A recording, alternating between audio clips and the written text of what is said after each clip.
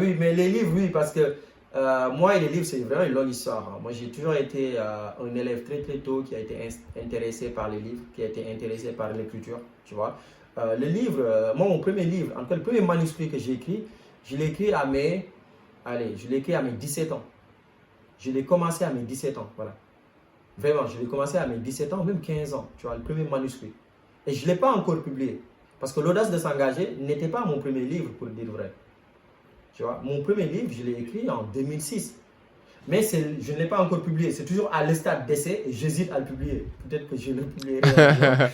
Ouais, Mais ouais. donc, du coup, pour te dire, voilà, moi, franchement, c'est depuis le collège, pas forcément le primaire, mais vraiment quand je suis parti au collège, c'est là où j'ai eu vraiment un amour très profond pour les livres. Je ne savais pas pourquoi, mais en grandissant, c'est très bien que c'est quelque chose qui te permet d'avoir beaucoup de connaissances et d'apprendre beaucoup de choses, bien évidemment.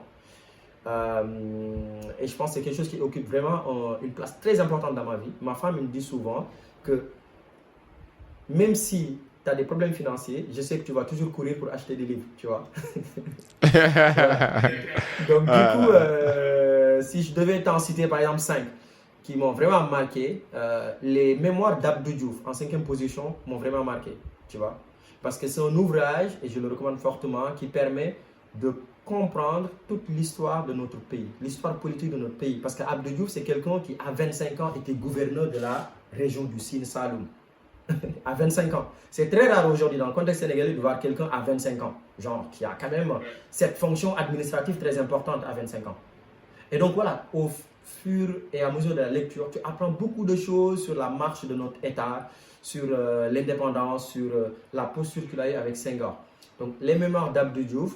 En quatrième position, bah, je dirais un livre que j'avais lu vraiment quand j'étais au collège ou au lycée qui m'a aussi beaucoup marqué, c'est Ousmane Sembène, Les bouts de bois de Dieu. Vraiment, c'est un livre très intéressant, Les bouts de bois de Dieu d'Ousmane Sembène, avec la grève des cheminots. Tu vois, il y avait beaucoup de narration entre le Sénégal, Mali, tu vois, la région de Thiès avec les cheminots de Thiès, parce que Thiès était connu pour être la région du rail, quoi, comme on le Ouais, dit j'en aujourd'hui. dirais. Voilà. Ça, c'est en quatrième. En troisième position, comme livre qui m'a quand même marqué, bah, je dirais un ouvrage d'Amadou Ampateba. Donc, Amadou Ampateba, le livre, il s'appelle Tcherno Bokia, le sage de Bandiagara. Donc, c'est un ouvrage majestueux.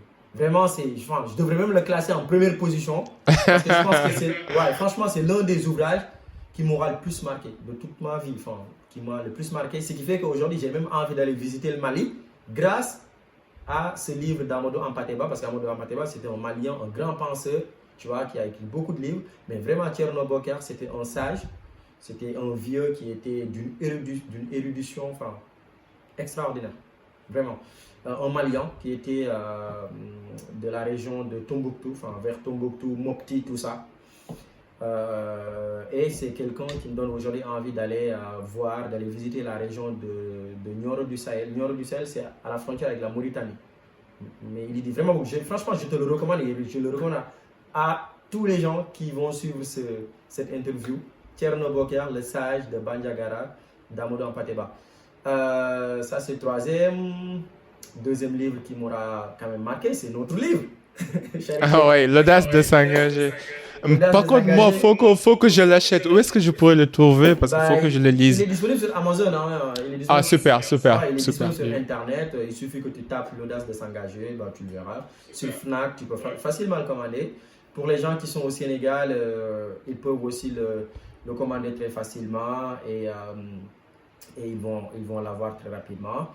En dernier lieu, aussi un autre livre qui m'aura marqué. Qu'est-ce que je peux dire là dans ma bibliothèque? Euh, Qu'est-ce que je peux dire? Qu'est-ce que je peux dire? Ouais, bah, le protocole de l'Élysée, il est pas mal aussi. Je trouve qu'il est très très bien. Le protocole de l'Élysée de Thierno Alassane Sall. Je pense que aussi c'était un ouvrage politique qui est très intéressant. On peut être d'accord ou ne pas être d'accord avec Thierno Alassane Sall, mais quand même, on découvre beaucoup de choses dans son ouvrage. On découvre que c'était l'une des personnalités qui, en tout cas, a été l'une des premières personnalités qui a été voir le président de la République pour lui dire, bon, monsieur le président, il faut que tu diminues mon salaire de 12 millions parce que c'est énorme pour un DG de l'Agence de régulation des télécommunications et des postes. Tu vois? À l'époque, il y avait Mimi Touré en tant que Premier ministre et il a été le voir pour lui dire vous diminuez mon salaire parce que c'est énorme dans un Sénégal de 2012 où les gens ont des problèmes de nourriture, etc. Tu vois. Donc voilà, pour te faire rapidement Super. le topo, Ouais, en tout cas, Bokar, merci beaucoup. J'ai beaucoup appris, comme à chaque fois que je regarde tes vidéos,